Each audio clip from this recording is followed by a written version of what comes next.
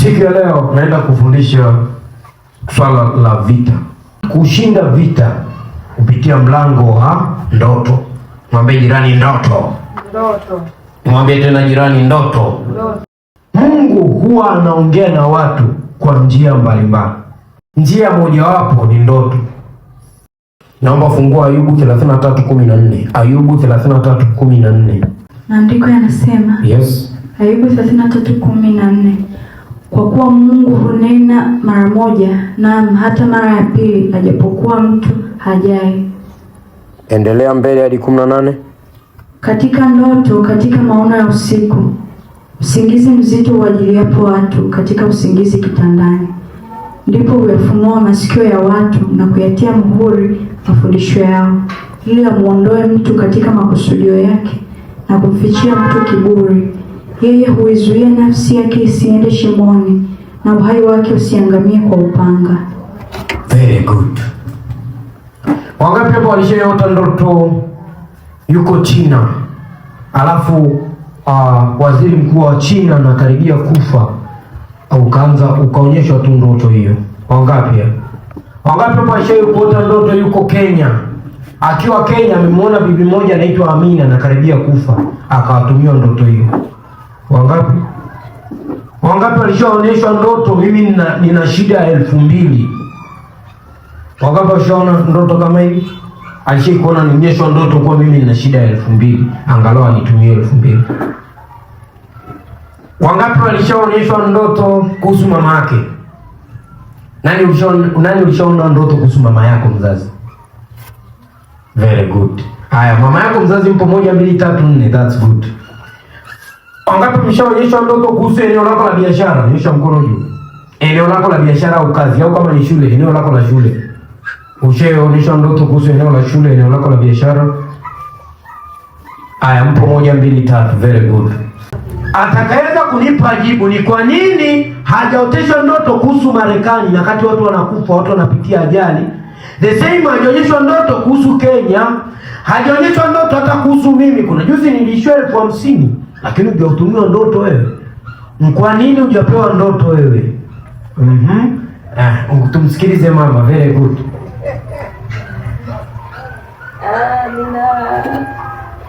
Ongea tu kwenye mic iko active. Nafikiri kwanza ndoto saa nyingine ni kuwaza. Ndoto saa nyingine ni kuwaza, kwamba sijawaza kwenda labda China, yani sina mawazo ya China. Ningekuwa na mawazo ya China ningekuwa ninaota kwenda China, kwenda nchi za mbali huko. Lakini mara nyingi nimekuwa nikiwaza kuhusu mamangu. Mamangu au biashara zangu za hapa na pale, na ndio maana ninaota. Laiti ningekuwa nina akili yangu, mawazo yangu, fikra zangu kwenda China, ningeota kuhusu China na ningepata mwelekeo na maelekezo kuhusu China. Very good. Mpigeni makofi mama. Amepata 35%. Amepata 35%. Bado nahitaji mwingine. Amepata 35. Very good. Wewe? Naweza kusema labda kwa sababu tunajifikiria sisi na vitu ambavyo vimetuzunguka. Ndio maana hatuoti kuhusu watu wengine ama hatuoti kuhusu nchi nyingine, kwa sababu tunajifikiria sisi na mazingira yetu, hatuwazi pia kuhusu wengine. Very good. Huyu akasema kuhusu kufikiria mawazo hajawaza kama mama. Very good. Wewe? Nahitaji majibu. Ni kwa sababu huwa sisi tunafikiria wenyewe mambo ambayo yanatufurahisha sisi au yanayotuumiza sisi. Huwa tufikirie kuhusu watu wengine. Kwa hiyo vitu vingi ambavyo tunavifikiria vinakuwa kwenye ubongo wetu. Kwa hiki yaani ni kitu ambacho ni kwenye mwendelezo wa maisha yetu, kitu ambacho kipo kwenye maisha yetu, kwamba kuwa sasa hivi mimi nina shida fulani, siwezi kukaa nikafikiria China alafu siwezi kukaa nikafikiria China alafu mimi bado ninapitia matatizo yangu. Kwa hiyo the way ninavyofikiria maisha yangu, ninavyokuwa nawaza vitu vyangu kwenye ndoto, ndo nafanya kama muendelezo wa maisha yangu. Kwa hiyo vile vitu ninavyokuwa navifikiria najikuta navifanyia muendelezo kwenye ndoto. Very good. Makofi kwake. Huyu amepata 40. Very good. Amepata 40. Michael, nataka tumsikilize Michael. Bwana Yesu asifiwe. Amen.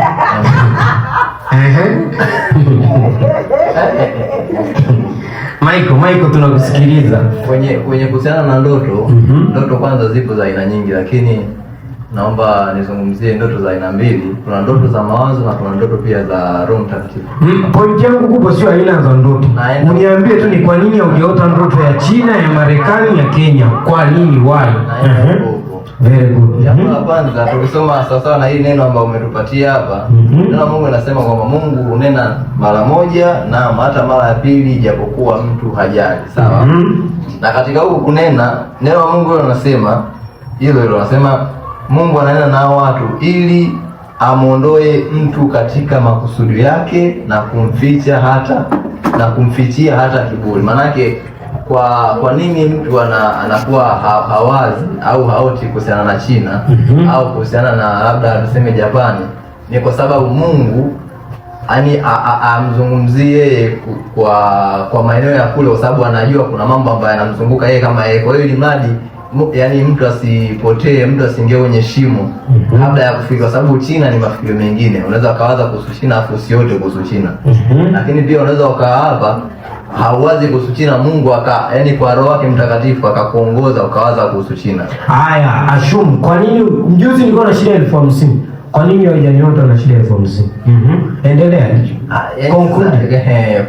Kwa namna hii hapa sawa na neno Mungu anasema kwamba yeye Mungu husema na watu mara moja au mara ya pili, japokuwa watu hawakusikia, kwa sababu ya kuwaokoa nafsi zao zisiingie shimoni. Manake kuna vitu ambavyo Mungu anaviona mbele yetu, sisi hapa wanadamu hatuvioni. Kwa hiyo Mungu muda mwingine atumii mchana, kwa sababu anajua mchana unapilika pilika, lakini ukitulia kitandani anakuambia kwamba ukifanya jambo hili litakutokea hivi, au mama yako kesho au kesho kutwa kuna jambo litamkuta. Kwa hiyo ili mradi kutokuwa sisi tusiingie shimoni, ndio tunaingia kwenye yale masuala, tunamota mama, unamota mtu fulani, au kwa mfano inawezekana kwamba kuna mtu ameoteshwa kwamba una shida na shilingi 50,000, lakini akaona hii ni ndoto, yani mawazo yangu.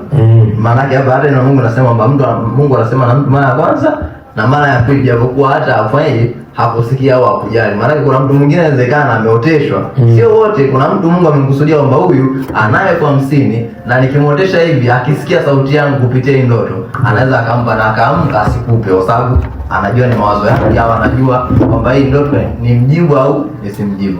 Bwana Yesu asifiwe sana. Amen. Pigeni makofi. Ndio alipata 60%. Amen. Hizo ndoto za China labda kuna vita. Washa mic. Atuoti hizo ndoto za China labda kuna vita au kuna kitu fulani, kwa sababu tunakuwa muda mrefu hatupo katika roho. Laiti tulikuwa katika roho muda mwingi sana tupo mbele za Mungu, labda tunafikiria nini hivyo, Roho Mtakatifu anakujulisha kwamba China 1 2 3, au mtumishi fulani hana kitu fulani 1 2 3, yani hivyo, kwa sababu tunakuwa tupo katika roho muda mwingi sana, au mchana tupo kwenye pikapika zetu, jioni labda tunatulia tunamuomba Mungu hivyo. Hizo zote zinakuwa ngumu sana kutujilia, lakini laiti tulikuwa katika roho muda mrefu sana, tulikuwa tunaziota hizo ndoto, tunamwota mtumishi fulani labda na shida fulani, tumsaidie kwa hiki hivi hivyo. Very good. Mpigeni makofi. Huyo ana 45. Ana 45. Mmejibu maelezo kuhusu ndoto, na maelezo yenu kuhusu ndoto yote ni sahihi, lakini changamoto ni kwamba hayajaenda direct kwenye swali. Mfano wa mwisho aliyejibu kasema tuoti ndoto kwa sababu muda mrefu hatuko katika roho. Mbona mama yako umemuota? Na kati kwa nini mama yako umemuota lakini China usiote? Inaonyesha kwamba mama yako alikuwa kwenye roho lakini China uko kwenye roho. The same Kenya usiote lakini kuna mtu fulani umeota. The same mama pia amefanikiwa kujibu, na wengine waliosema haujawaza jambo hilo. Haujawaza jambo hilo. Kwani inamaanisha hebu tuambizane. Ukiwa unapita hapo njiani kila siku, si unaona mtu mwenye duka pale? Kila siku unaliangalia, unanunua nyanya na vitunguu. Ulishapewa ndoto ya kuhusu ile duka? Kuna hata mmoja ulishapewa ndoto kuhusu ile duka pale? Pale kama ni nyumbani kwako, kile leo kila siku unawaza unaenda kununua vitu. Ile kwa nini umepewa ndoto? Kwa nini ya mama yako umepewa? Kwa nini ya shangazi yako umepewa? Kwa nini ya shuleni kwako umepewa? The same, mimi hamuniwazi. Kwanza niulize, inamaanisha wewe ambao hujaniota form C hauniwazaje? Hauniwazaje. Kwa hiyo inamaanisha hauniwazaje, ndio hii. Yaani inamaanisha hauniwazaje. Hili swali naomba nikalijibu very simple. Number 1. Swali lako wewe nalikataa. Wewe hapo binakataa, unakombea hujapata 100 kwa sababu unasema kuna utofauti kati ya Yusufu na Farao. Ndoto ilitumwa kwa Farao ya kwamba nchi itapitia njaa kwa muda wa miaka 7. Itapitia shibe miaka 7, alafu njaa miaka 7. Ilienda kwa Farao. Farao ni jamaa ambalo hata alimjui Mungu. Aliko rohoni, alijua hata Mungu. Alina hata Roho Mtakatifu. Ndoto ilienda kwa Farao. Inamaanisha hapa sio kuna kwamba aliko rohoni. Huyu alikuwa ni mpagani, lakini ndoto ilienda kwake. Alipoenda kwa huyu mpagani akaanza kutafuta solution ndio akaipata kwa Yusufu. Yusufu alikuwa anaabudu, anamwomba Mungu siku zote, ila ndoto haikuanza kufika kwa Yusufu. Ilianza kwenda kwa nani? Kwa Farao. The same haimaanishi kwa the same. So hapa mimi nakuja tena kwa nini waliosema hawajawaza. The same hii ndoto haikwenda kwa Yusufu. Haikuanza kwenda kwa Yusufu. Inamaanisha Yusufu alikuwa Misri. Alikuwa hawazi kuhusu nchi yake. Alikuwa hawazi kuombea nchi. Yusufu alikuwa anakaa na wazia kuhusu nchi. Lakini ndoto haikuanza kwenda kwa Yusufu. Haimaanishi kwamba alikuwa hawazi, alikuwa anawaza.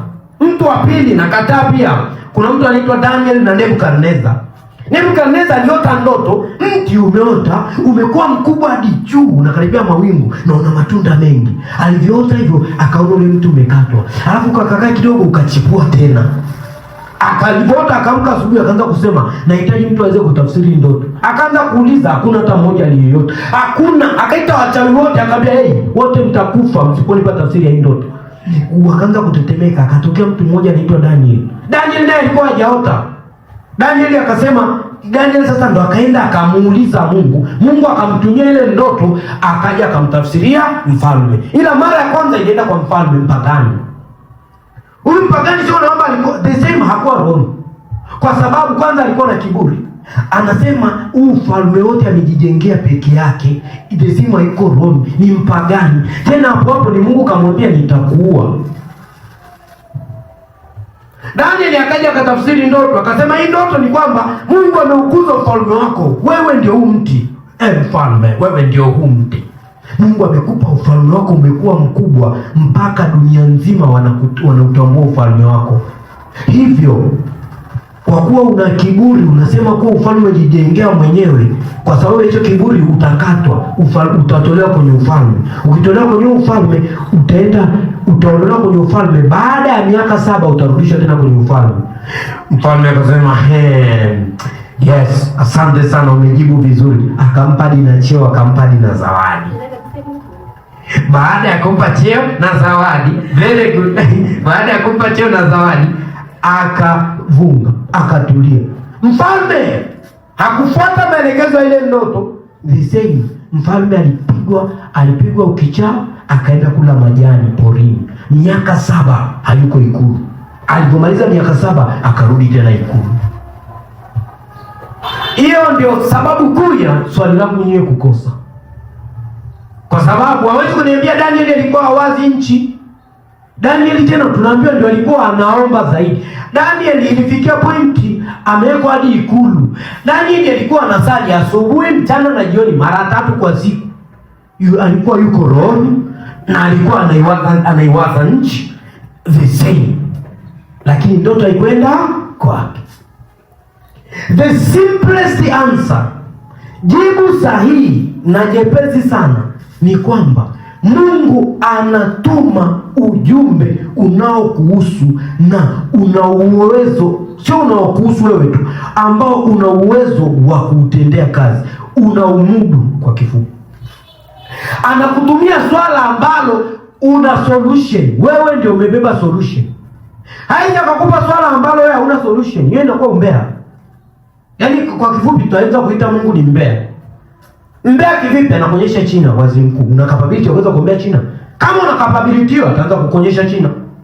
Baba yetu Menja akikaa hivi kwa sababu yule ni prophet wa kimataifa. Ameitwa kwa ajili ya mataifa. Direct ataonyeshwa Tanzania kuna jambo hili. Prophet Hubert Angel yule ni prophet wa mataifa. Kama Yeremia aliambiwa nimekuweka kuwa nabii wa mataifa. The same Hubert Angel nabii wa mataifa. Kwa hiyo hata kabla ya uchaguzi wa Oktoba alitamka akasema namuona rais atakuwa Samia. Kwa sababu ameitwa juu ya nani? Juu ya mataifa. The same akiona jambo baya linatendeka juu ya Tanzania kwa sababu ameitwa juu ya mataifa, ana uwezo wa kuombea na kubadilisha. Lakini wewe haujatumiwa kwa sababu huwezi kuombea ukabadilisha. Lakini ukishapandishwa level hiyo, ukawa kwenye level ya kuweza kuombea level ya mataifa, una uwezo wa kubadilisha. Lakini kwa kifupi ni kwamba kila ndoto uliotumiwa ina maana na una uwezo wa kuibadilisha au kusababisha itimie kwa sababu Mungu amekutrust wewe. Kwa hiyo the moment umepata ndoto yoyote useme ni ndoto tu, ni ujumbe tu. Kila ndoto ina maana. Na endapo umetumiwa wewe ndio umebeba solution. Mwambie jirani, wewe ndio una solution ya ile ndoto. Mwambie tena, wewe ndio una majibu ya ile ndoto. Wewe ndio una majibu ya ile ndoto. Why hujatumiwa mimi na shida 50,000? Reason ni kwamba majibu kunilisha mimi wakati huo hajakupa assignment hiyo wewe. Kuna watu wengine ambao wamewekwa in charge kwangu mimi. Na hata kama wamewekwa in charge kwangu mimi, ndio tunakuja kwenye ile kwa nini amepata 35. Ni kwamba kuna vitu vingine hujaanza kuviombea. Kuna mponja amesema watu au mtu huko rohoni. Pointi ya kutokuwa rohoni ni kwamba hauna kiu ya kuombea jambo fulani. Una pointi unatakuwa anza kumwombea mtumishi, uombee hichi, uombee hichi, uombee hichi. The moment umeombea, Mungu anatuma majibu kupitia ndoto. Wangapi wananielewa? Wangapi wananielewa? Naomba turudie. Huu mstari tunapousoma huu, tunaenda kwenye key point ya kwa nini ndoto inakuja. Ayubu 33:14 mpaka 18. Naomba mmoja asome, arudie kusoma kwa sauti kubwa. Soma kwa sauti kubwa. Why tunadili na ndoto? Neno la Mungu linasema, kwa kuwa Mungu hunena mara moja, naam hata mara ya pili, ajapokuwa mtu hajali. Katika ndoto, katika maono ya usiku, usingizi mzito uajiliapo watu, katika usingizi kitandani. Very good, stop hapo. Pointi namba 1 ni kwamba Mungu amesema huwa ananena na wewe mara ya kwanza, mara ya pili, ijapokuwa haujali. Kwa hiyo the same, kuna mtu mwingine umeota ndoto unasema nimeota niko nimezunguka maruweruwe haya. Unaachana nayo. Biblia inasema haujali. The same anasema kuotesha tena mara ya pili, ijapokuwa mtu hajali. Hii inaonyesha ni ndoto wakati mtu alalapo kitandani mwake. Endelea. Ndipo huyafunua masikio ya watu na kuyatia muhuri mafundisho yao, ili amuondoe mtu katika makusudi yake na kumfitia mtu kiburi. Yeye huizuia nafsi yake isiende shimoni. Very good, stop hapo.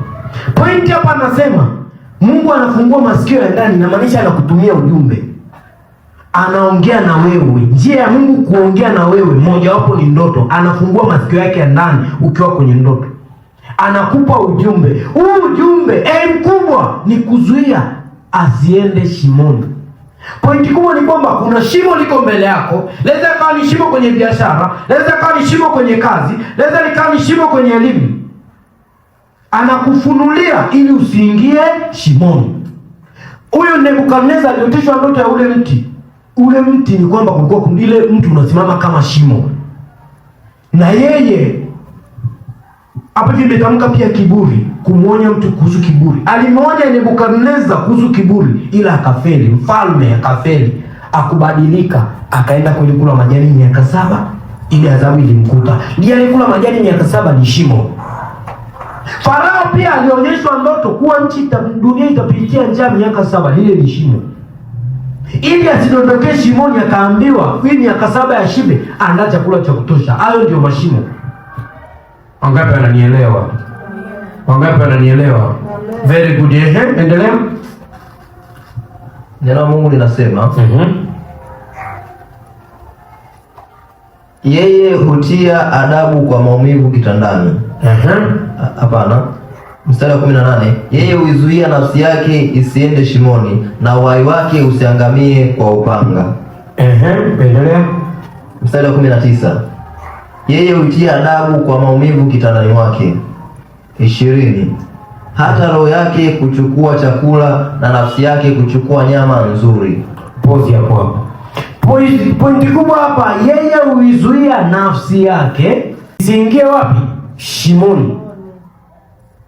Yeye huzuia nafsi yake isiende shimoni, na uhai wake usiangamie kwa upanga.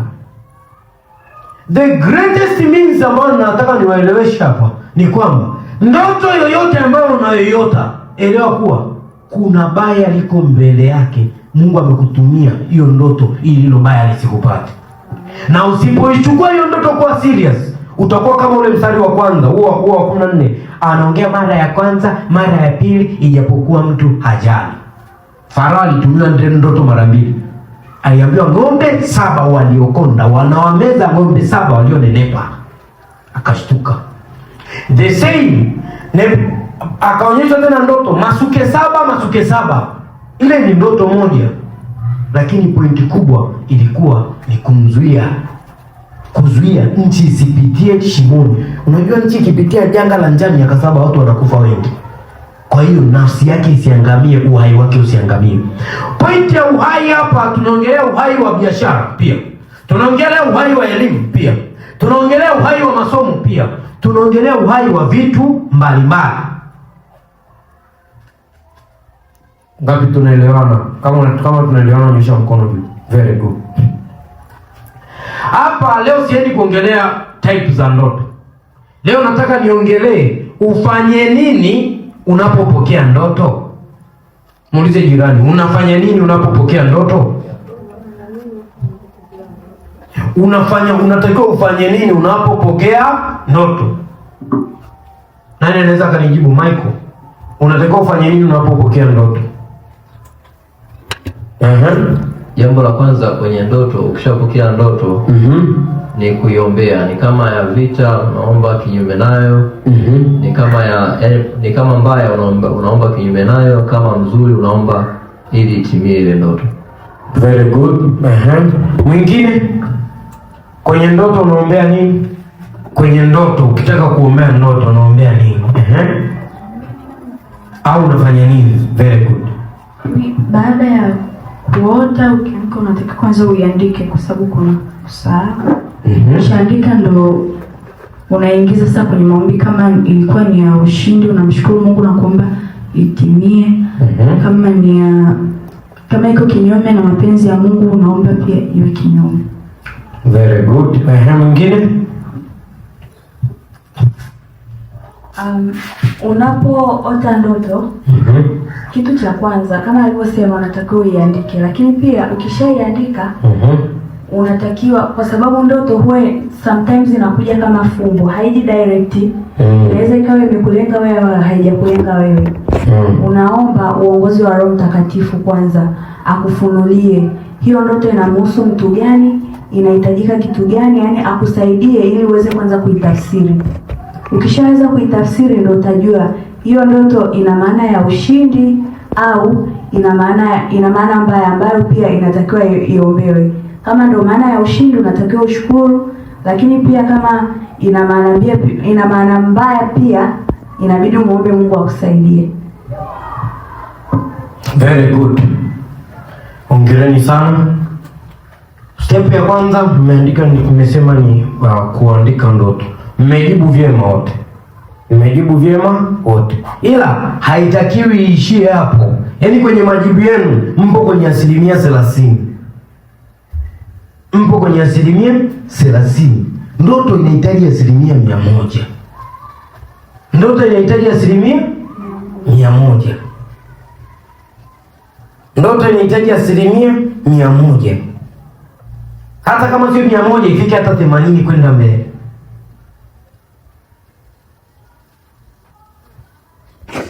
Kwa hiyo key point nahitaji uandike. Nahitaji uandike hizi pointi za siku ya leo, maana huwezi kuzikuta kokote kule. Ndoto number 1 ambayo natakiwa uweze kuijua na maelekezo ya ndoto ni kufuata direction. Ndoto ya kuonyesha direction. Ndoto ya kuonyesha direction, hapo unaandika mfano Yusufu babake Yesu. Yusufu babake Yesu. Hiyo ndio mfano wa ndoto. Utaenda kuitafuta huko. Yusufu aliota ndoto ya kwamba wamepanga kuua watoto wote chini ya miaka 2. Kwa hiyo maelekezo yanatoa, mchukue Yesu kutokea hapa, mpeleke mpaka kule. Kule hakuna majanga, huku kuna majanga. Akambeba akampeleka. Hii yote Biblia inaonyesha hata kama Yusufu aliomba. Unaona? Lakini Yusufu haionyeshi kuwa aliomba. Reason ni kwamba alikuwa yuko rohoni. Umeona? Pointi kubwa ni kwamba alikuwa ameshapewa taarifa kuwa anamzaa mke wake, atamzaa mfalme.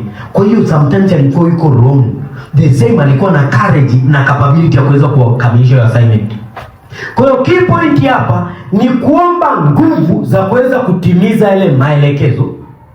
Ndoto yote ya direction, ndoto yote ambayo inakupa maelekezo, unaomba Mungu akupe uwezo wa kuweza kuitimiza ile direction, akupe confidence na pia akusaidie ukamilishe kwa usahihi.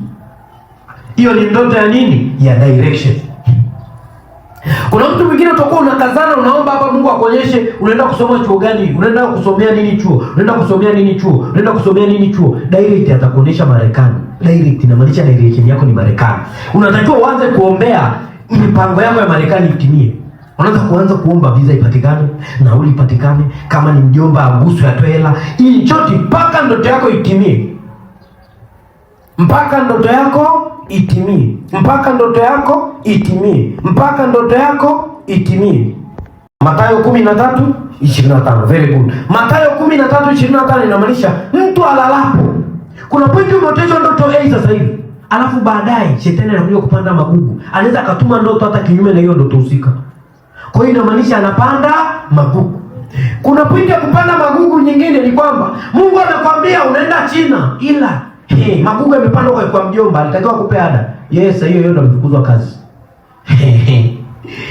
Ulitakiwa uende ukafanye biashara A. Baada ya kufanya biashara A Kariakoo, unashangaa shangazi yako yuko mkoani, anakupigia simu anakuambia njoo kuna ajira. Anakwambia anko wako yuko mkoani, anakupigia simu anakuambia mwanangu njoo huku, naomba uje unisaidie, anakushikilia shambani miaka 7.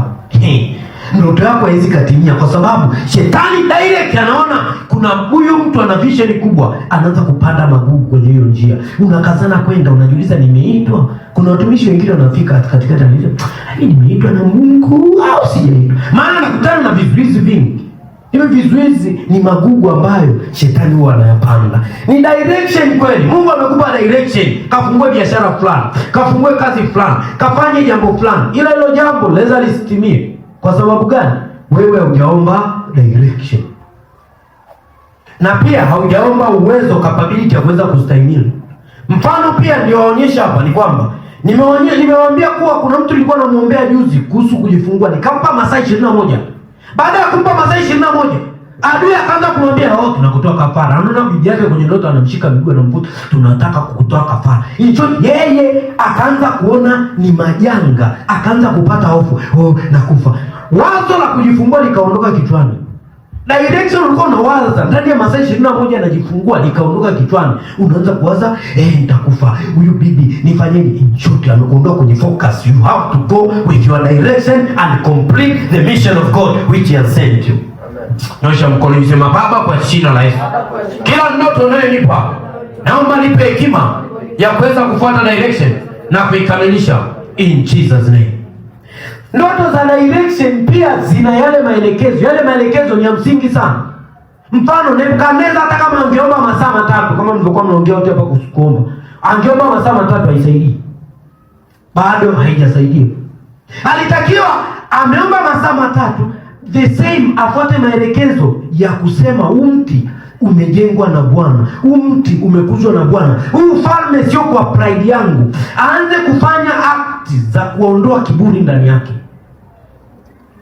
Yesu, baba yake yu Yesu ambaye ni Yusufu, angeota ndoto ya kwamba maadui wanataka waje wamuue Yesu. Amke asubuhi, I cancel, we pepo, we njaa, unataka kuja kumuua Yesu, na kata, na kuzingira, na mzingira kwa moto, na mzingira kwa moto. Yesu angekufa.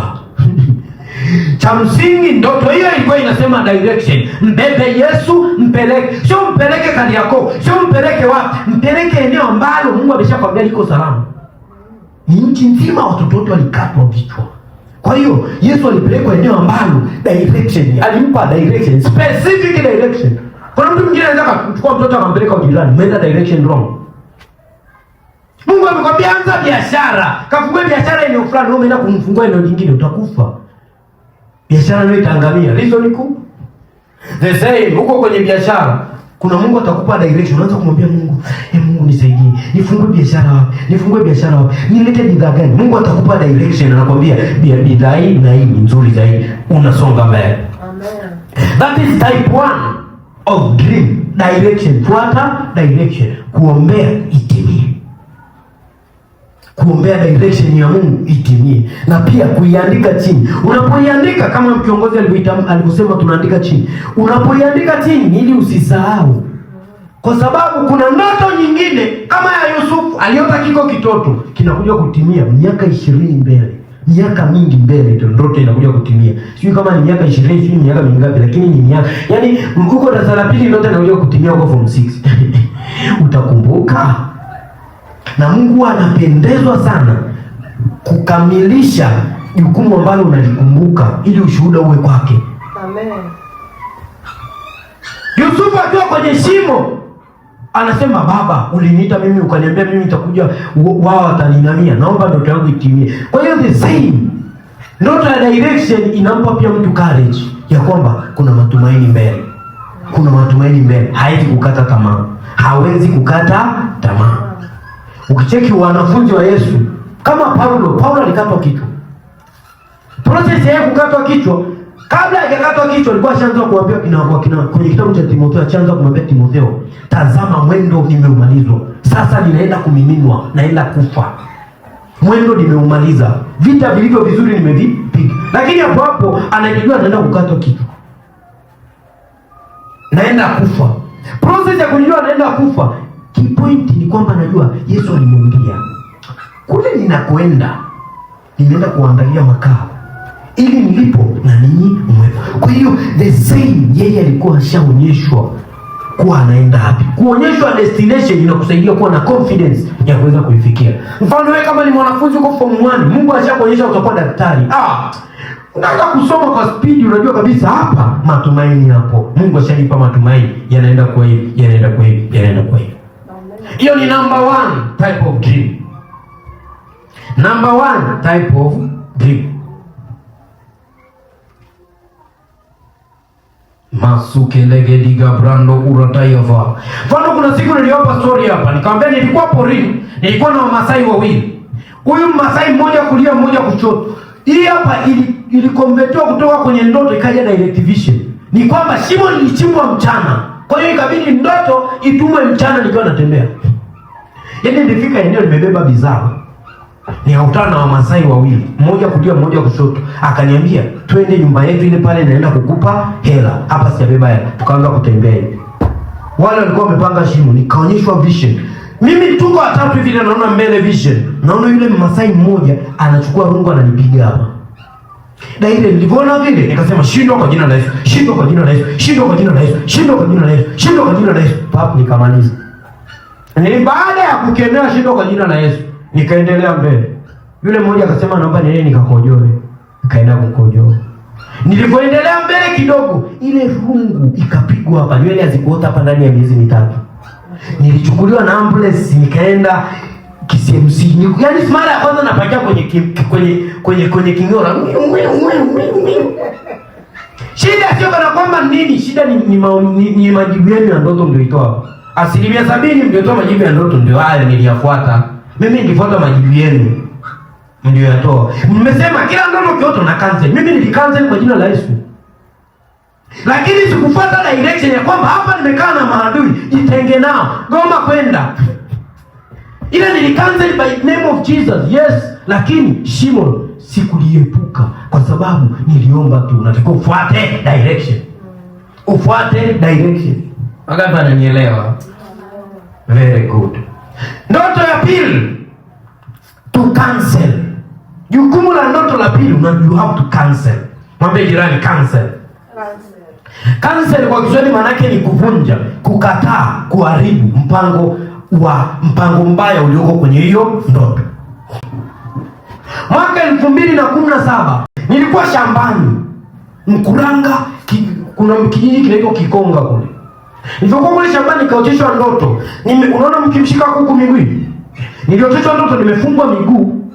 Alafu nimenyanyuliwa hivi. Nimepelekwa kwenye gorofa ya 3 juu, nikatundikwa, nikafungwa hivi. Kwa hiyo mtu akikaa chini hivi anaona gorofani kule. Mtu amefungwa miguu, kichwa chini, miguu juu. Nikashtuka usingizini, nikasema, "Hii ndoto ya nini?" Nikatulia. Kuna ile pointi mko mnaniambia vitu ambavyo umeviwaza ndio vinakuja. Sasa mimi hiyo nilikuwa sijawaza, sijafanya chochote. Nikasema haya maruerue tu. Nikavunga, sijaomba chochote. Ikarudia tena mara ya pili ile ndoto.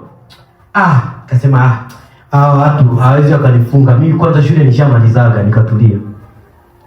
Nilivyotulia, ikafikia pointi nataka ni apply chuo. Process za kufikiria kwa apply chuo, nikaenda chuo shule ile shule yangu ile ya advance kwenda kuchukua cheti.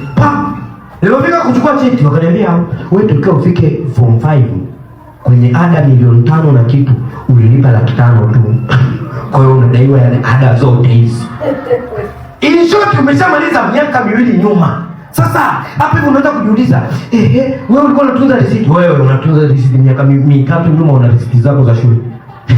Sasa wewe unatuka kibao tu kimebadilika. Tokea ufike form 5. Wengine walikuwa wanarudishwa ada na nini. Hiyo naambia nilipaka 500,000 tu. Kwa hiyo anza kutafuta ada hiyo nyingine unilipe. Ufika pale nikarudi nje, nikamuuliza Roho Mtakatifu, nifanye nini? Nikaondoka nyumbani. Hiyo siku ya kwanza naenda kuwaza, nikafunga kwa maombi. Nikarudi tena kwenye ile shule, nikamwambia nipeni slip za benki za tokea yani miaka 4 nyuma, yani kama sasa hivi 2026 naambia 2023 nikapewa, nikaanza kukagua, nikapata idadi kadhaa, ikabakia 2,200,000. Hiyo pia haionekani pia. Hii 2,200,000 nikakumbuka. Ni mwaka jana mwezi wa pili nililipa kwa wakala fulani hivi, alikuwa Imo pale Kilimanjaro hivi. Nikajua kabisa hapa hivi ni kwa wakala fulani nililipa hii hela. Niuliza hapa. Nikaenda pale kwa yule wakala, akasema samahani kidogo, hapa nilipiaga mwaka jana nilipa 2,200,000 wakala wa CRDB. Akaniambia samahani, hapa ulipolipa ile mashine ilishahamishwa, wafanyakazi pia wamehama, washaika wafanyakazi wengine. Nikarudi tena nikaendelea kuomba. Wakati naomba, Mungu akanirudishia ile ndoto ya shambani. Nimefungwa miguu, nimening'inizwa. Pale ndo nilijua kwamba kile kufungwa miguu, kuning'inizwa, ndio nilikuwa wanaanza kufanya michakato nisipate cheti. Hiyo ndio ile ndoto. Nikaanza kuomba kuicancel ile ndoto. Nikaanza kuomba kila aliyepanga kugeuza hatima yangu, nikaanza kumshughulikia, nikacancel vifungo. Kesho yake asubuhi Roho Mtakatifu akanielekeza, nikarudi pale pale kwenye ile nani. Nikamwambia, yaani walikonikataa pale pale, nikarudi. Wakaniletea kikapu kimejaa marisiti. Nikaanza kuchambua moja moja, nikaipata 2,200,000 hiyo hapo. Amen. Nikabeba risiti zangu, nikazipiga kopi, nikaenda nazo, nikamwambia hizi hapa. Ikawa imebakia 44,000 nikaitoa. Kuna ile point ya kwanza nimewaambia, ndoto inayokuhusu ndio inakuja kwako. Ukiona ndoto imekuja kwako, unatakiwa uifanyie kazi. Haijalishi imetokea wapi, haijalishi umewaza jambo hilo. Mimi kwa siwazi shule. Umeshamaliza kwa advance siku nyingi, unajua nikienda nachukua zangu cheti changu naondoka. Unaanza kuwaza hilo bani. Kule wamenifunga, wananifungia nini? In short, you have to pray. Mwambie jirani pray. Na unapo pray una cancel hiyo ndoto. Mfano yule niliwaambia hapa pia amejifungua juzi, alikuwa na kuna bibi yake alikuwa anamshika miguu, anamwambia tunakutaka kafara, tunakutaka kafara. Insho tunaamka asubuhi, umeona ndoto hiyo, unasema kwa jina la Yesu Kristo imeandikwa Isaya 54:17, kila silaha itakayoinuka juu yangu haitofanikiwa, kila ulimi na hukumu kwa mkosa ninakataa. Haya maneno nayafuta, hakuna kutolewa kafara. Imeandikwa sintakufa bali utaishi ili niasimulie matendo yako ya Bwana. Kwa jina la Yesu, huyu mchawi namwangamiza, namtoa, namfuta kwa jina la Yesu. Hayo maombi yanahitaji hivyo, hahitaji hata kufuata direction nyingine yoyote. In short, kulikuwa shambani nilikuwa niombe ni cancel, ningekuwa nimemaliza. Wangeshindwa kufanya chochote. Prayer to cancel. Mwambie jirani, prayer to cancel. Nebukadneza pia alitakiwa aanze kuombea kucancel kiburi ndani yake. Pride, spiritual pride iondoke, imwachie.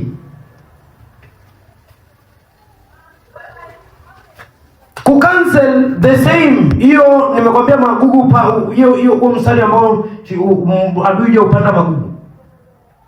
Ukiona magugu yamepandwa, mfano kwenye biashara, unaona kabisa kuna magugu fulani yamepandwa. Hayo magugu yaliyopandwa unatakiwa uyanoe. Nimekupa mamlaka. Hii ni Yeremia. Nimekupa mamlaka ya kung'oa, kuharibu, kubomoa, alafu kupanda. Inamaanisha kila pando lisilopandwa na Baba unatakiwa uling'oe kwa jina la Yesu. Biblia imesema mtu analapo huja upanda magugu. Kwa hiyo kwenye biashara anaweza kaja kapanda magugu. Kwenye kazi yako anaweza kapanda magugu. Jana nilikuwa naongea na mshirika mmoja hapa akaniambia nimeota. Ni usiku kwanza alishtuka. Akaniambia nimeota kuna panya anazunguka ofisini. Nikasema tuombe.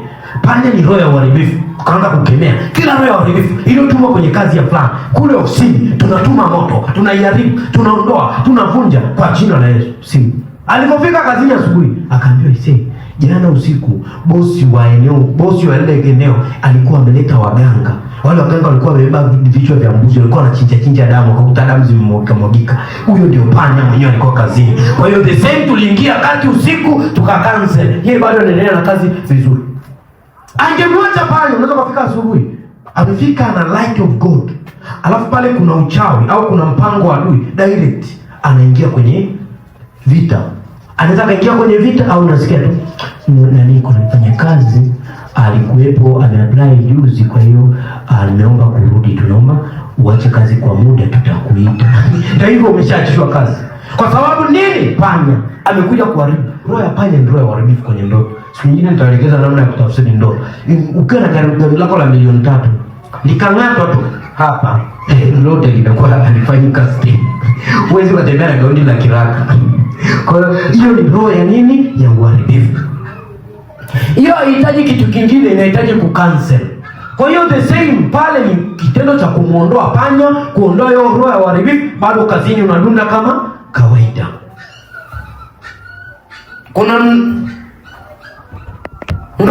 ndoto za ajali. Kuna ndoto za ajali ambazo nyingine za kuepuka, nyingine za kucancel. Tumeelewana? Kuna mwingine umetumia roho ya ajali. Unaweza kuota ajali kwenye ndoto. Ajali inaweza ikawa physical au inaweza ikawa ajali ya huduma yako. Mfano kuna mtu juzi alikuwa ameota ndoto. Aliota ndoto, mimi mwenyewe naongea naye. Nikamwambia, nenda ukifika kituo A nisubirie. Yeye alipofika kituo A hakunisubiria, akaendelea mbele. Wakati anaendelea mbele akawahi basi.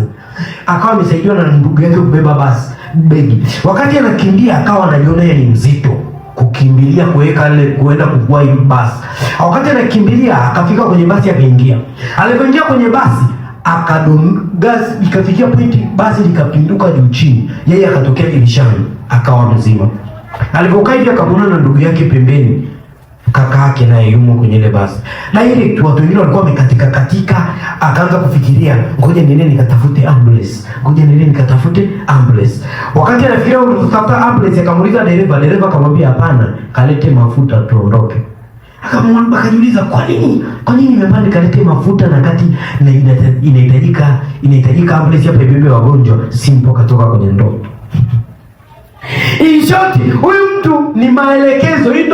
Hii ndoto alitakiwa cancel. Process kubwa ni kucancel ajali.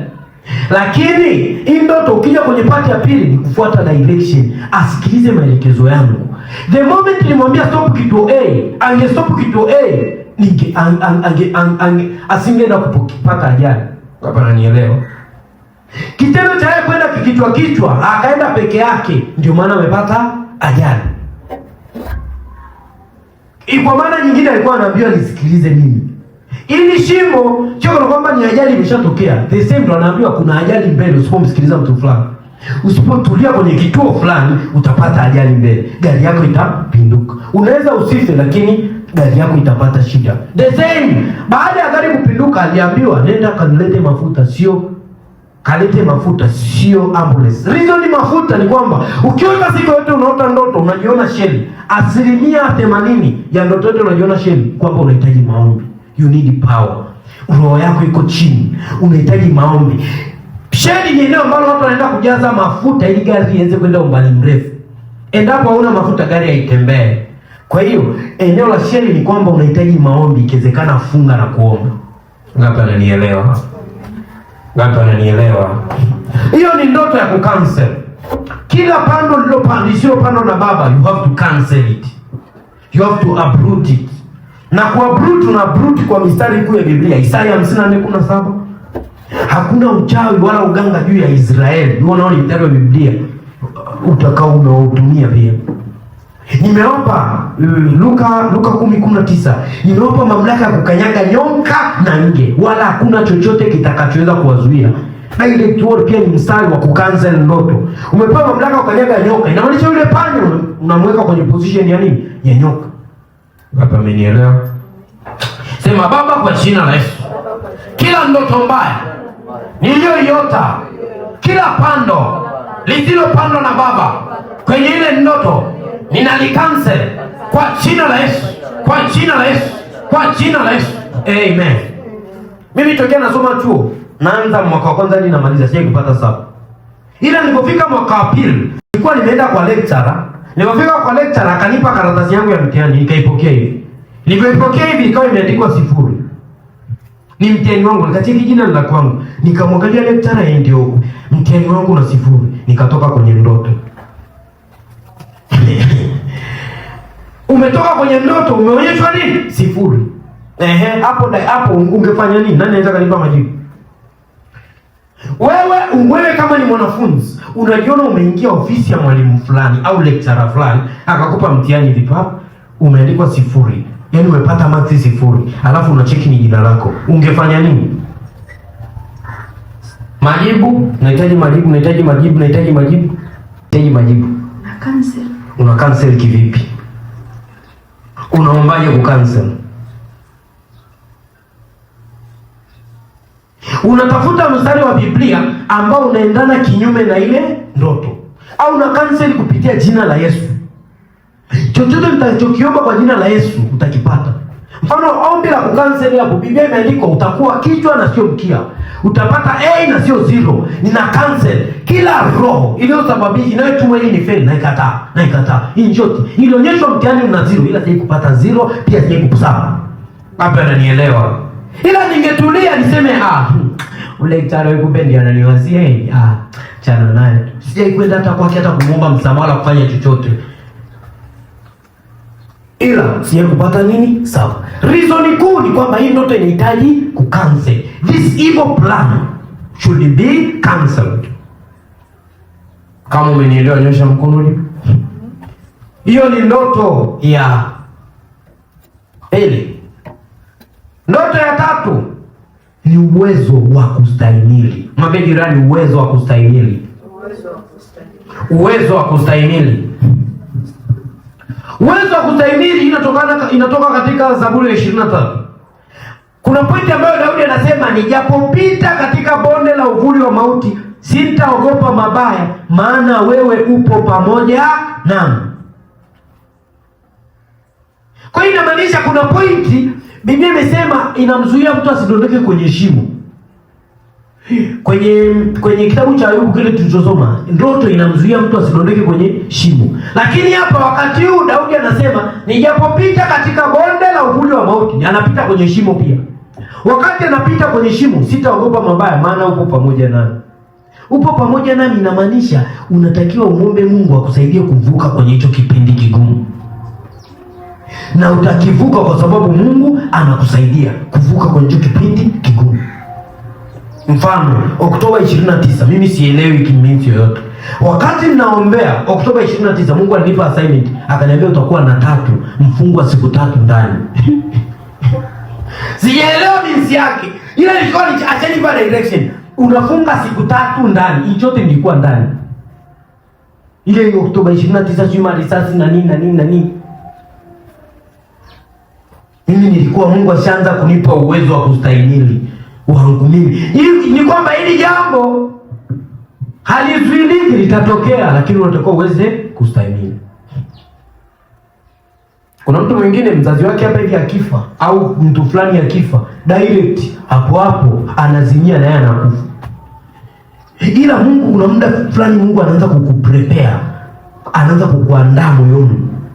kukuandaa moyoni, direct. Hata kuna muda mwingine hata akifa unakuwa huna maswali mengi sana.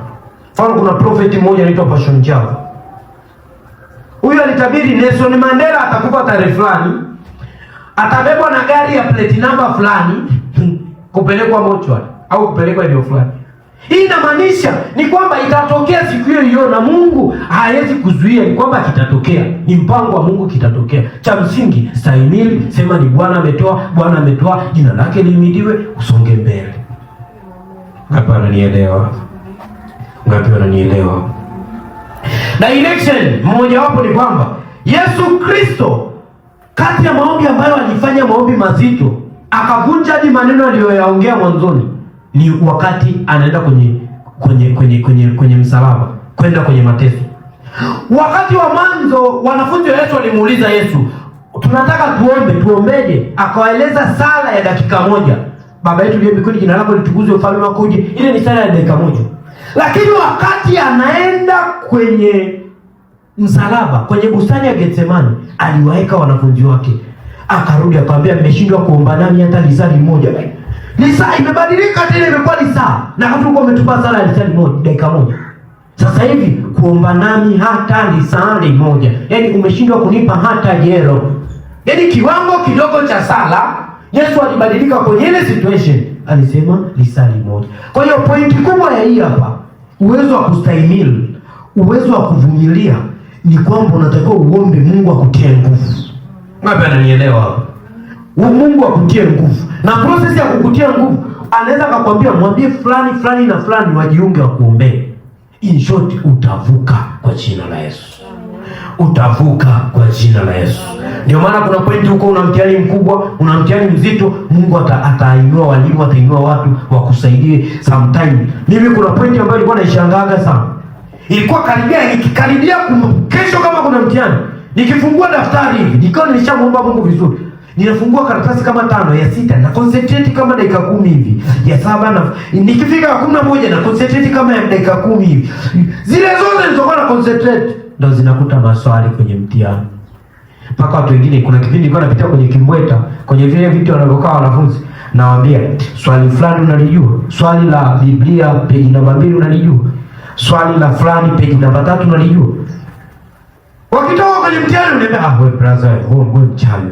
Yaani wewe yale maswali yote uliyotuuliza yametokea, ulijueje? Mwambie kijana, Roho Mtakatifu. Mwambie tena, Roho Mtakatifu. Kwa the same, kuna point ambayo Roho Mtakatifu anaweka mzigo maswali fulani moyoni mwako. Na ile tunashangaa umefanikiwa. Mtihani ulikuwa ni mgumu kweli, lakini amekupa ustahimilivu na pia amekutia nguvu usome specific area. Anakupa concentration kwenye eneo fulani. Mfano, hata ulikuwa ni jambo fulani, unashangaa umeacha maombi mengine yote, unakuwa unaombea mtu fulani. Kuna watu wengine wanafunga siku 2 kukuombea wewe tu. Reason ni ili uweze kuvuka. Ngapi ananielewa? Very good. Kwa hiyo hii prayer point ya 3 ni uwezo wa kustahimili. Ndugu, hiyo hautaweza kuvuka. Kuna pointi ambayo unapewa ndoto kweli, kama Yusufu unatakiwa ufike ikulu, lakini jua kabisa utapitia kwenye shimo. Ndugu zako watakutupa kwenye shimo. Hautakiwi ukate tamaa, ujinyonge. Unatakiwa uendelee kusonga mbele ukiona tumaini kwamba bado nitavuka. Unafikia point unaingia prison, unapelekwa jela, umefungwa jela kwa kesi ya ubakaji na kati ya utabaka. Prison pale Mungu anatakiwa kutia nguvu na aweze kukutoa kwa jina la Yesu. Sema Baba, kwa jina la Yesu. Ninaomba nipe uwezo wa kustahimili. Kwa uwezo wa kustahimili kila jaribu lililoko mbele yangu. Lile shimo, kila bonde la uvuli wa mauti, naomba uwe pamoja na kama ulivyonionyesha kwenye ndoto. Nisaidie majaribu yoyote yanayoambatana na ndoto hii. Bwana Yesu, niweze kuyashinda, niweze kuyavuka in Jesus name. Hapo ni ya tatu hiyo, uwezo wa kustahimili. Ya kwanza nimesema direction, ya pili kucancel, ya tatu uwezo wa kustahimili, ya nne ni education. Mungu hutia mafundisho. Mungu anaweza akakufundisha kupitia ndoto. Kuna point unajiuliza nifanye nini na nini na nini, Mungu anaweza akakufundisha. Kuna point unaweza ukaota swali fulani ile kwenye mtihani na ukaamka asubuhi ukalisoma hilo hilo ukaenda kufanya mtihani ukafaulu. Kuna point mimi huaga najiuliza, kuna point naweza nikaanza kujiuliza. Mfano kuna kipindi juzi kati nilikuwa najiuliza kuhusu manto. Mwambie jirani manto. Nilikuwa ninajiuliza sana maswali kuhusu manto. Manto ni Elia alivyoondoka aliacha koti. Ile koti akalivaa Elisha. Ile ni manto alipata. Sasa nikawa najiuliza huko kwenye Agano Jipya manto ni nini? The moment najiuliza hivyo, nilipata education. Kwenye ndoto Mungu alinielekeza kuhusu manto. Malaika alikuja akaanza kunielekeza kuhusu manto. A B C D hivi mpaka nikamaliza. Hii iko kwenye Biblia. Inasema, tazama ninaondoka lakini nitamwomba Baba waagizie msaidizi mwingine, naye ni Roho Mtakatifu ambaye atawaelekeza katika kweli yote. Hiyo kweli anaweza akaituma kwenye ndoto. Labda anajielewa. Kwa hiyo hii ni point ya mafundisho. Kwenye ndoto unaweza kaanza kufundishwa. Kuna point inahitaji niajiri mfanyakazi fulani. Wakati kabla kesho naenda kumfanyia interview au nimeshamfanyia interview, kabla sijamtumia majibu, naanza kumwambia Mungu, naomba nipe majibu. Huyu ni mwajiri au nimwache? Mungu ananiambia huyu tabia yake inafanana na Amina wa miaka 3 iliyopita. Huyu anapenda hichi na hichi. Kwa kama unataka kumwajiri, usimwajiri katika sales, mwajiri kama accountant. Tayari ile ni somo. Pale tofauti kati ya somo na direction kuu ni moja. Somo ni unapewa full guidance. Na somo unaweza ukaitumia saa hiyo hiyo au unaweza ukaja kuitumia baadaye. Anaweza kukupa uelewa. The same kwenye somo. Kwenye somo au education, Mungu hakupi direction ya kufuata, anakupa uchambuzi yakinifu. Anakuambia huyu ana sifa ABCD, faida yake ni 20,000. Biashara hii ina sifa ABCD, faida yake ni 10,000. Biashara hii ina shida ABCD, faida yake ni 5,000. Maamuzi yako ya kuchagua. Tayari ameshakupa education ABCD, umemaliza. Kwa hiyo uamue kumweka, uamue kumwacha, the same ni maamuzi yako. Kuna pengine ndoto pia inatumika kwenye education kuhusu mahusiano. In short, kuna wanawake wengine anakuwa yuko na mwanaume fulani na mwanaume kweli ametumwa na Mungu sahihi ndio anatakiwa muoe, lakini mwanamke ana kiburi. Direct Mungu anamtumia somo kwenye ndoto, anamuonyesha hichi kiburi chako hichi. Wewe una kiburi hapa na hapa. Wengine wanaambia wewe una kiburi, wewe una kiburi, like sometimes hajielewi, hajijui ana kiburi. Mungu anakuja anamwambia una kiburi hapa na hapa. Mimi Mungu alikuwa ananiambia una pride. Nikajiuliza pride kivipi? Mimi in short Mungu ashaniambia mimi mwenyewe, ananiambia nina pride. Watu wanauliza pride kivipi? Pride kivipi? In short akanionyesha act moja tu nilifanya ambayo ilikuwa inaonyesha pride. Ni kwamba nilifika eneo ilikuwa ni sekta ya uongozi. Mimi ni leader kwetu. Kulikuwa kuna A B C. Hizo zote ni njia. Mimi nikasema hakikisha unafuata njia A. Msifanye njia nyingine yote. Inaonyesha nitumia order. Ile order kwa wakati ule, sio naomba kutumia order ni mbaya, lakini kwa wakati ule ilisimama kama pride ya kwamba mimi ninaweza vyote. The same Mungu aliniambia unapoenda kufanya kitu chako, unapoenda kufanya maamuzi peke yangu, tayari ni pride. Ndio kuuliza Mungu, yaani tuseme unataka umwajiri mtu mfanyakazi. Unatakiwa uende kwa muombe Mungu, Mungu, naomba unisaidie huyu mtu huyu na mwajiri chini yako, simple ndo ni mwajiri. Lakini nikienda nikifanya peke yangu inamaanisha nini? Pride. Yani nimemwacha Mungu, unafanya mambo yako peke yake. Yani unatakiwa umtegemee Mungu kwenye mambo yako yote. Ukiacha kumtegemea Mungu, ukajiona wewe unaweza kwa nguvu yako, unaweza kumpembua mfanyakazi umwajiri kwa nguvu yako, unaweza kusoma kwa nguvu yako, hiyo tayari inasimama kama nini? Pride. Vitu kama hivyo vingine uvipati kwenye Biblia au vinahitaji revelation kubwa. Hii ni pointi ya ngapi? Ya 4. Inahitaji nini? Education. Somo. Kuna pointi ambayo mimi napelekwa kwenye masomo mengine ya level za juu sana. Mungu ananiambia huyu amefungwa kwa sababu bibi yake walifanya hichi na hichi na walifanya hichi na hichi ili kumfunga hivi. Basi direct naelewa huyu yuko hivi. Kwa hiyo kama amefungwa, sometimes you have to avoid hivi na hivi. Hizo ni kodi za kuweza kuendesha maisha. Kipointi kubwa kinaitwaga wisdom. Mwambie jirani wisdom. Wisdom. Hii pointi ya education pia ni mfano. Sulemani hekima alipewa kwenye ndoto. Sasa tuelewe kwa alipewa kwenye ndoto kama alifundishwa au alikuwa anafundishwa, lakini nini na nini alipewa kwenye ndoto. Kwa hiyo hii pointi ya Sulemani itaongea kwenye pointi ya mwisho ya 5. Kwa hiyo key point ni kwamba kwenye ndoto Mungu anaweza kukufundisha. Kama Biblia imesema ya kwamba atakufundisha kweli, lakini na hiyo kweli itakuweka huru. Jua kabisa Mungu pia ana uwezo wa kutumia ndoto. Roho Mtakatifu ana uwezo wa kutumia ndoto ili kukuonyesha kweli, ili kukuelekeza kwenye kweli. Hii hapa ni Yohana 14:26. Yohana 14:26 nasema, lakini huyo msaidizi, huyo Roho Mtakatifu ambaye Baba atampeleka kwa jina langu, huyo ni Yesu anasema, atawafundisha yote na kuwakumbusha yote niliyowaambia. Atawafundisha na kuwakumbusha. Injoti kuna Roho Mtakatifu anaweza kukufundisha. Kwa hiyo anakufundisha kupitia ndoto. Kuna ndoto nyingine unatoka zako tu unaandika notes.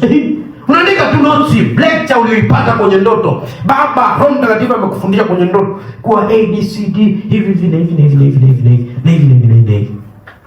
Ukiwa na hasira jitahidi uwe una cool down hivi. Namna ya kujituliza kwenye hasira fanye hivi. Namna ya kujituliza kwenye hivi fanye hivi. Kuna wengine dhambi zinazowazinga wao wengine kwa wepesi. Mungu anawafundisha. Roho Mtakatifu anaingilia kati, anaanza kukufundisha. The last issue ni ya 5 kwenye ndoto ni impartation. Ndoto inaweza ikaleta impartation. Impartation ni uvuvio. Kuna pointi ya mtu anakuwa amevuviwa, Roho Mtakatifu anaingia ndani yako. Kwa hiyo impartation, hii pointi ya 5 ni kwamba una uwezo kwenye ndoto, unaweza ukapandikizwa au impartation au ukavuviwa. Impartation ni kwamba Mungu anaweza akaachilia nguvu yake kwako, anaweza akaachilia roho yake kwako, anaweza akafanya kitu fulani kwenye mwili wako, kwenye maisha yako kupitia ndoto. Mfano Rose Muhando ambaye mnamjua, ana story yake moja ambayo anasema, hiyo story ni ndefu, lakini akiwa kwenye ndoto aliona mtu ambaye anajitambulisha kwa jina Yesu, alimwekea mkono, alikuwa anaumwaga kipindi chake chote, alipomwekea mkono akapona. Hiyo ilikuwa kwenye ndoto. Kwa hiyo uponyaji ulifanyika kwenye ndoto. Ameamka asubuhi mzima, anatembea mzima wa afya. Hiyo ni ndoto. Nimeota hivi na hivi, nimeweka mkono, nimepona. Na ni kweli ameamka asubuhi mzima. The same, kuna demonic. Hii point ya 5 imejaa demonic and good. Kuna point mwingine anaota amekula chakula, tokea ameamka asubuhi ameparalyze, tokea ameamka asubuhi anaumwa. Kwenye ndoto mle aliona amengatwa mbwa, tokea amengatwa mbwa ameamka asubuhi mguu umevimba. Ile ni impartation. Unaweza ukawa umekuwa imparted au unakuwa umevuviwa au umepandikizwa kitu cha shetani au kitu cha kiungu. Kuna dada mmoja juzi wa darasa la 7. Kuna mtoto, mimi niko na dini na watoto. Kuna mtoto mmoja wa darasa la 7 nilikuwa kwenye 1-on-1. Aniambia kila siku nikilala naona shangazi ananifuata na vibuyu, anataka nikabidhi, ananiambia nikubali kupokea mikoba. Kila siku ananifuata mara nyingi.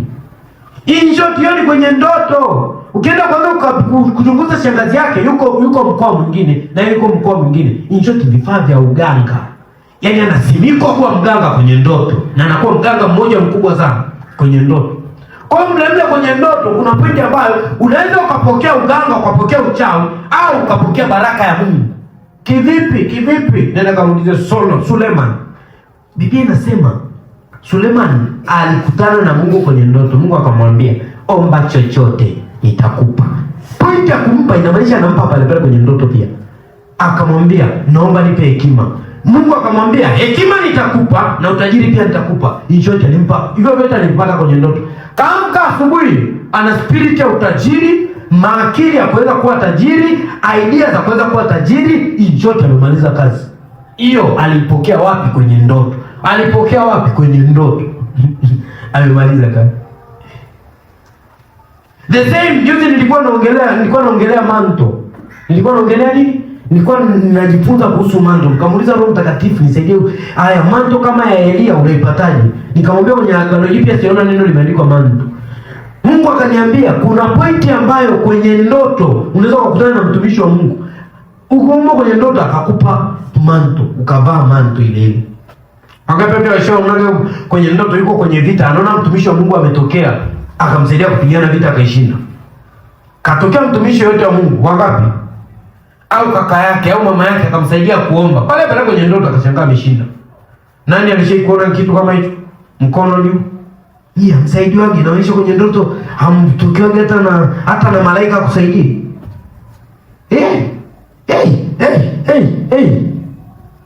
Kwa hiyo kwenye hii part ya impartation ni part moja ambayo unatakiwa uelewe. Unaweza ukapandikizwa kitu cha giza au unaweza ukapandikizwa kitu cha nuru. Hapa ndio inakuja pointi ya kwamba battle. Nimesema somo la leo ninaongelea vita, ushindi wa vita. Ushindi wa vita, kuna pointi nyingine ya mwisho kabisa ambayo inasema vita nyingine inapiganwa kwenye ndoto. Kuna level ambayo mimi nikiwa very in the spirit, nikiwa nimelala, roho yangu inakuwa bado iko macho, iko high, iko active. Ikiwa iko active, naweza nikampiga adui mlemle kwenye ndoto, nikiamka asubuhi nimemalizana naye tayari. Natokea niko nimemalizana naye, hiyo vita iendelee tena. Kuna ndugu mmoja, ni mama mmoja mkubwa sana aliota kwenye ndoto. Huyu mama alivyokuja kwenye ndoto alivua nguo zote, kajikuta yuko uchi. Mimi nikanyosha mikono kumwambia kwa jina la Yesu Kristo, I rebuke you in Jesus name. Pap, nikatoka kwenye ndoto. Ile ndoto ilikuwa sio ndoto, ilikuwa ni vision direct, eneo la battle. Nilipoamka asubuhi saa 12. Saa 12 asubuhi, simu yake ya kwanza, asiliana miaka 6. Simu yake ya kwanza asubuhi kaipiga. Inamaanisha hii ilikuwa ni battle. Spirit yake na uchawi wake alikuwa ameutuma kwangu. Bila mimi pale kwenye ndoto ndio ushindi.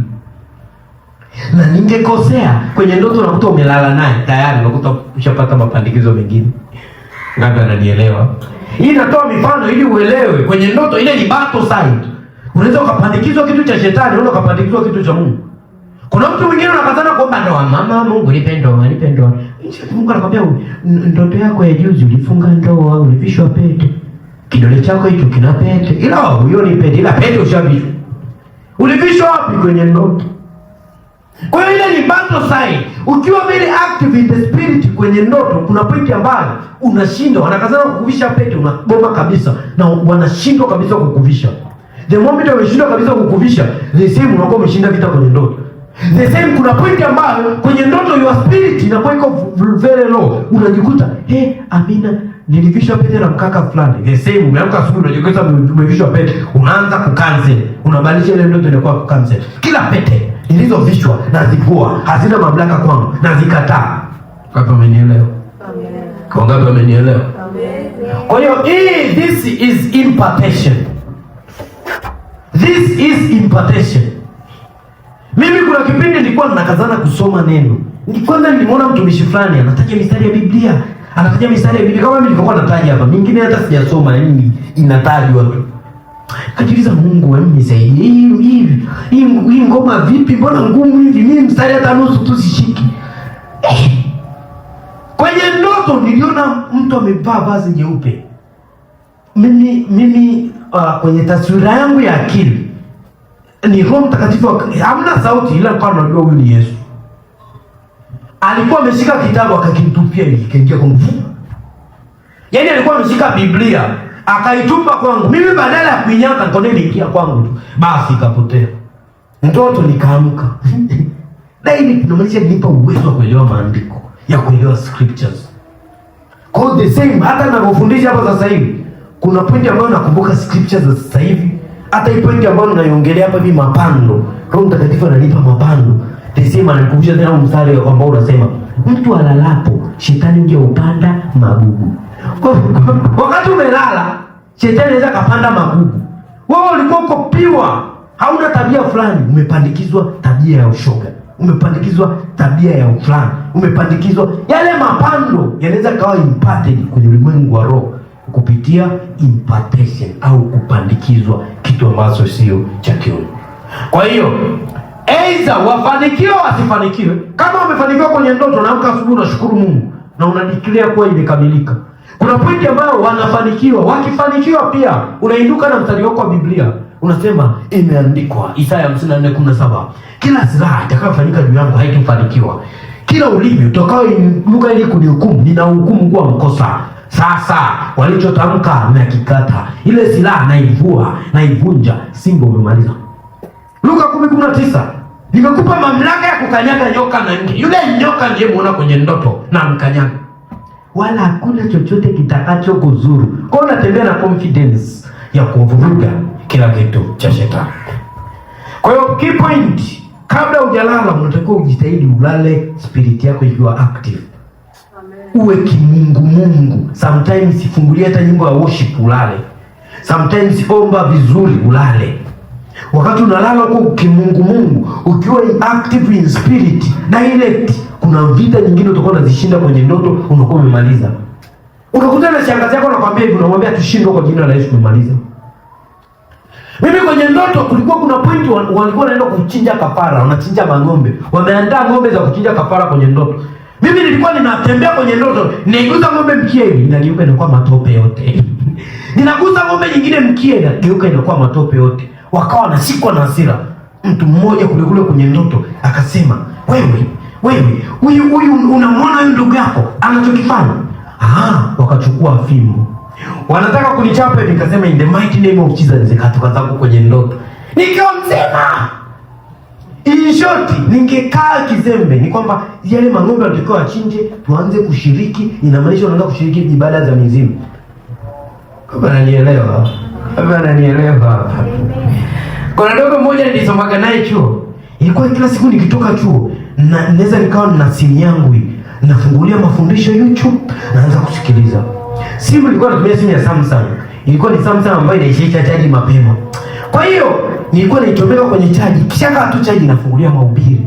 Yule nilikuwa naye kwenye chumba alikuwa hapendi, anachukia, ametokea Sumbawanga. Wakati anachukia, ilifikia pointi ninachukua simu naichomeka kwenye chaji hivi, naiacha hapo kwenye chaji. Masaa mawili iko 2. Yaani imefikia 2%, naishia pale 2. Yaani iko hapo 2. Nikawa nachukua simu, natoka nazunguka nyuma ya nyumba. In the mighty name of Jesus, na cancel wrong. Simu narudisha ndani pa. Sasa hiyo naichomeka kwenye chaji tu. Ninatulia hivi pap, nachungulia imeshafika 20. Pa imefika 40. Nikasema hapa kuna watu wana intelligence. Kwa wakati napambana naye level fulani. Ikawa kuna kipindi pia namuona kwenye ndoto anaenda kufanya mambo yake ya kijinga. Siku moja nikaona naye kwenye ndoto. Akawa amebeba kitu kama uchawi fulani hivi, akawa ananyosha mkono hivi. Na mimi pia nilinyosha mkono in the mighty name of Jesus. Mkono wangu ulitoka kitu kama mishale, kama radi. Yeye akadondoka chini kule. Alivyodondoka chini, kesho yake asubuhi kaamka. Akasema mimi nafikiri nahitaji ni expand vitu, nahitaji niongeze vitu vyangu. alafu pia nahitaji niishi peke yangu. Akamwambia, kwa nini unataka uanze kuishi peke yako? Tuendelee kuishi tu hapa, hamna shida yoyote. Kwani shida nini? Akamwambia, mimi sioni shida yoyote na mimi sina mpango wa kuhama hapa, naendelea kukimbiza hapa. Hivyo basi. Fanya nataka niondoke. Sasa mimi pepo aliwezi nikanifukuza mimi. Pepo lazima nikimbie kwa upande wa mimi. Kwa kesho yake akaanza kuwaza akasema basi naomba tugawane vitu. Akasema hapa hamna kugawana vitu. Sina mpango wa kugawana vitu wala vitu mpaka zaidi hivi ishi. Na mimi sina mpango wa kuhama hapa. Nimemaliza. Nikaondoka. Yaani jeuri nimeipata. Yeye anatumia viuganga vyake, viuchawi vyake vyote vimefeli. Alafu bado na kiburi. Reason na yeye hapo anaongea kwa uoga kwa sababu ananiogopa. Kwenye ndoto nishamdondosha, inamaanisha yeye yuko chini. Yaani yeye yuko powerless. I am powerful. Amen. Ikabidi aseme sasa kwa kifupi hivi na hivi wewe akajiamulia, sio aliondoka na kitu kingine pale, akamwambia achana na hivi vitu vingine vyote, sawa, ondoka. Akaondoka zake.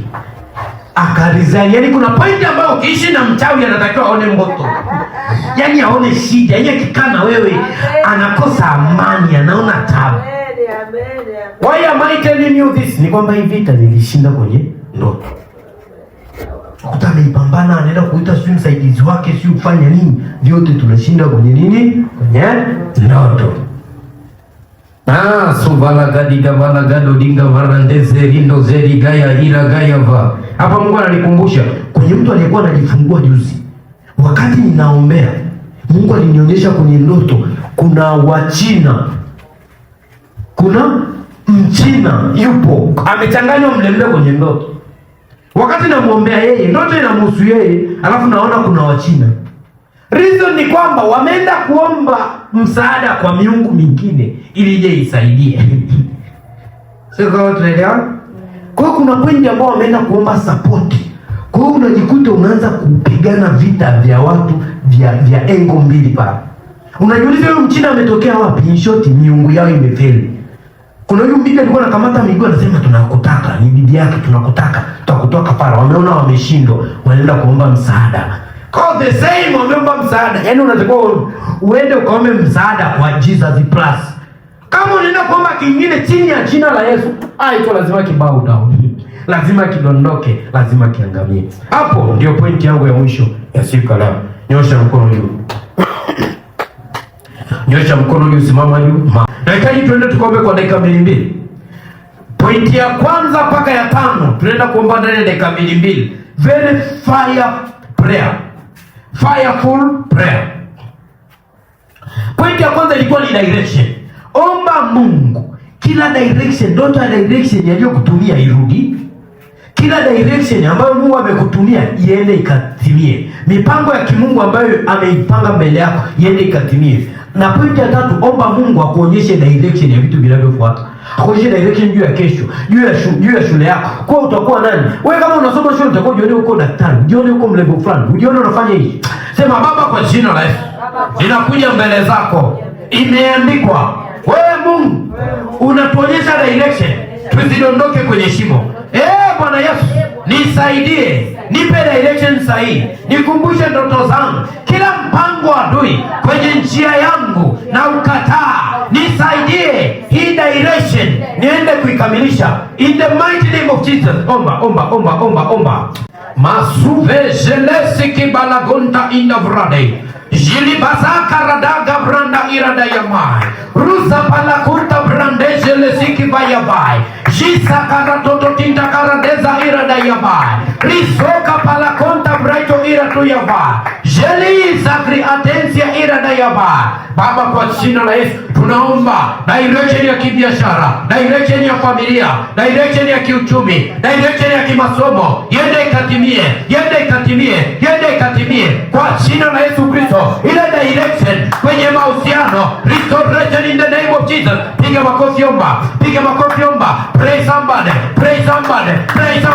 Eranja radra ribo sakayaba ibra anduza inda yava libra adente zive ijini bayankazo braate rezingo palakonta indava libranda jinika yava iza guya mante zive rezingo palikonta iradu yava ira shalava isa kuya manto intakuyava.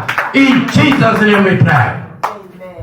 Weka mkono kwenye tumbo, sema Baba, kwa jina la Yesu I cancel kila chakula nilichorishwa kwenye ndoto, kila pando lililopandwa kwenye maisha yangu kupitia kwenye ndoto, nina cancel kila pando lililopandwa na Baba, ninaliharibu. Kila mipango ya shetani ninaikataa, ninaisambaratisha. Nimepewa mamlaka ya kukanyaga nyoka na nge, ninakanyaga kila pando la giza. Pray to cancel. Baba, kwa jina la Yesu we cancel every demonic power, every power of darkness, every plan of the devil, every work of the devil be cancelled in the name of Jesus. Every demonic dream, every demonic plantation be uprooted in the name of Jesus, be scattered in the name of Jesus. Riboisha subrahata yaman ripapapapapa telekonta kibrahate shelesi kamarada yaba rizoka litayama ingra adizo iradu yaba. In Jesus name we pray. Sema kwa jina la Yesu, kila roho ya umaskini iliyopandwa kwenye maisha yangu ikamate moto. Kila roho ya madeni ikamate moto. Kila roho ya uharibifu ikamate moto. Kila roho ya magomvi ikamate moto. Kila roho ya kurudishwa nyuma ikamate moto. Kila roho ya konokono ikamate moto kwa jina la Yesu, kwa jina la Yesu. Yule nyoka, yule panya, yule mbwa kwenye ndoto ninamharibu, na mpango wake yote ninauharibu. Piga makofi, omba cancel. Rihanza kabra ira bayaba reponja la kayaba. Endelea kukumbuka ile ndoto, anza kuomba, omba cancel ile ndoto chako, cancel yale mapando. Kama uliota unalala na yeyote kwenye ndoto, hiyo ni mahusiano, cancel mapandikizo haya. Yale machini maba yanaharibiwa, yale mipango ya giza inaharibiwa. Repanja la garada rezoko parantezive reziki paratayaba riza karakayama inja subraati reziko paratayaba rizanko pratentezive inaradai. In Jesus name we pray. Amen. Shika kichwa, sema kwa jina la Yesu nipe hekima ya kufuata direction, nipe hekima ya kuweza kuharibu mipango ya shetani. Baba, kwa jina la Yesu, kila ndoto ambayo umeituma kwangu, ambayo inatakiwa niwe na nguvu za kuweza kustahimili ili niweze kuvuka, naomba unisaidie nisikate tamaa kwenye ule wito ulioniitia. Nisikate tamaa, nisonge mbele. Nikiingia kwenye shimo kama Yusufu, nisikate tamaa. Nikiingia jela kama Yusufu, nisikate tamaa. Anza kuomba, pray uwezo wa kustahimili. Baba, kwa jina la Yesu tunaomba uwezo wa kustahimili. Rihansha la kibraate rezoka la gadagara na yama jili barando zikri ata yaba. Baba, kwa jina la Yesu tunaomba uwezo wa kustahimili, uwezo wa kustahimili kwa jina la Yesu Kristo. Kila vita iliyoko mbele yangu, kila jaribu lililoko mbele yangu, nisaidie niweze kuvuka. Nitavuka kwa jina la Yesu, nitasonga mbele, nitafanikiwa. In Jesus name we pray. Amen. Pigie Yesu makofi. Wow. Sema Baba, kwa jina la Yesu, yako mambo mengi siyajui, lakini imeandikwa utamwomba Baba amwagize msaidizi mwingine ambaye ni Roho Mtakatifu atanifundisha kweli. Bwana Yesu, ninaomba unifundishe kwenye ndoto, kuhusu elimu, kuhusu biashara, kuhusu familia, kuhusu mafanikio, kuhusu maendeleo. Bwana Yesu, nifundishe kupitia kwenye ndoto. Roho Mtakatifu nifundishe kupitia kwenye ndoto. Anza kuomba, anza kuomba. Jelesala dagabala ganda garada yaba jelipazo kota karande zevri atayama risonja la kibra adizoko inda Friday risa katura dagabrante rendizo irada yaba jelipayankuza gira anta inda Friday resoje ziki baranda yama ripansukri atezia irada yaba ritonda radizogo brande jelika yama jelipayankura digri ata inda Friday rezovele gente rende zigri ata rizoba la kinta kubra ato inda kuyaba. Baba, kwa jina la Yesu ninaomba unipe maarifa, nipe hekima kama ulivyompa Suleiman, hekima ya kuelewa, hekima ya kibiashara, hekima ya kiutuma, hekima ya kukutumikia wewe. Bwana Yesu, nifundishe Bwana, nifundishe Bwana. Kumcha Bwana ni chanzo cha maarifa. Bwana Yesu, ninaomba maarifa hayo unipe kupitia ndoto. In Jesus name we pray. Amen. Congratulations. Tunaenda pointi ya 5. Pointi ya 5 ni kwamba kuna mapandikizo ya adui ambao wamekufanyia impartation. Kuna wengine kwenye ndoto mlipewa kibuyu, mlipewa mpete, mlipewa chakula, mlipewa chochote, ikawa kimepandikizwa kitu cha giza. Na kila pando lisilopandwa na Baba litangolewa. Nyosha mkono wa kulia juu kama upanga. Sema, Baba, kwa jina la Yesu, kila pando lisilopandwa na Baba ninalikata. Iwe ni uchawi, iwe ni agano lililo saini na mizimu na wachawi na waganga, ninaliharibu, ninalikata kila mapando ya giza. Every demonic impartation I cancel it in the name of Jesus. Omba, omba, omba, omba. Mapando ya magonjwa ndani ya mwili wako yananguka. Wengine wamepandikiziwa magonjwa, wengine wamepandikiziwa uvimbe, wengine wamepandikiziwa laana, wengine wamepandikiziwa mikosi. Hiyo mikosi kwenye mikono inang'oka kwa jina la Yesu. Hiyo mikosi kwenye akili inang'oka kwa jina la Yesu. Hiyo mikosi kwenye miguu inang'oka kwa jina la Yesu. Jisavala ganda radagayaba risovala gante zibe iradayaba risagala gunta brando iraduyaba jesiki basakati randozo iraduyaba risagala ginta braidente zibe jelika brando iraduyaba zingavala gunta barindoze briata. Baba, kwa jina la Yesu, kila pando lisilopandwa na Baba linaenda kung'oka. Kila maagano ya mizimu, mizimu ya ukoo, mizimu ya kichawi, mipango ya kisa inaharibiwa, inang'olewa, inateketezwa kwa jina la Yesu Kristo. In Jesus name we pray. Sema, kwa jina la Yesu, kila kisicho cha kiungu kuanzia kwenye nywele hadi nyayo za miguu yangu ninakiondoa, ninakiharibu, ninakivunja.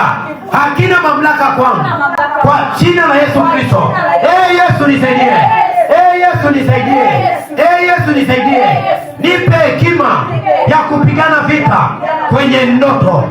Adui anapopanda magugu katika ulimwengu wa roho, katika ulimwengu wa roho, ninaenda kumharibu, nitamkataa, nitamkataa. Hata vita kwenye ndoto nitaanza kupigana kuanzia siku ya leo. In Jesus name. Amen. Kuna wengine, kuna mtu mmoja jana alikuwa naomba naye usiku, akaniambia alionyeshwa kwenye ndoto ameenda kwenye gereza la mtu, akaweka mkono, yule mtu akafufuka. Pointi ni kwamba Mungu anamwambia kwa nimekupa karama ya uponyaji. Ile hiyo karama inawezekana amepewa hata kwenye ndoto. Umeshaonyeshwa karama ya Mungu aliyokupa. Hiyo karama inatakiwa ichanue. Kama haijachanua ni kwamba hujaelewa. Umeshapewa kitu, ni baraka umepewa kitu. Solomon alipewa utajiri, akaamka asubuhi akajua kabisa nimepewa utajiri, akaendelea kufight na utajiri akafanikiwa. Hivyo mapando mazuri, kama amepanda hekima kwako, amepanda maarifa kwako, hayo maarifa yanatakiwa yatimie. Sema, Baba, kwa jina la Yesu, every impartation ulioifanya kwangu kupitia lango la ndoto kwa njia zako za kiungu, ninaomba unisaidie iende vikatimie. Zile baraka, zile gifts za Roho Mtakatifu ulizopandikiza kwangu kwa njia ya ndoto, ile nguvu ya uponyaji, nguvu ya kunena kwa lugha, Bwana Yesu, naomba vifufuke, naomba vidhihirike, naomba vikae kwangu kwa jina la Yesu Kristo. Ile nyota ulionipa, nyota ya mafanikio, nyota ya maendeleo ulionipa kwenye ndoto, naomba iende katimie, naomba iende kadhihirike. Omba, omba, omba, omba, omba, omba. Meshaziga balagadagia gazogo vraate tezive indavai. Jili pasuva aram tezive. Kwa jina la Yesu Kristo. Yesu nisaidie. Yesu nisaidie. Yesu nisaidie. Nipe hekima ya kupigana vita kwenye ndoto. Adui anapopanda magugu katika ulimwengu wa roho, katika ulimwengu wa roho, ninaenda kumharibu. Nitamkataa. Hata vita kwenye ndoto nitaanza kupigana kuanzia siku ya leo. In Jesus name. Amen.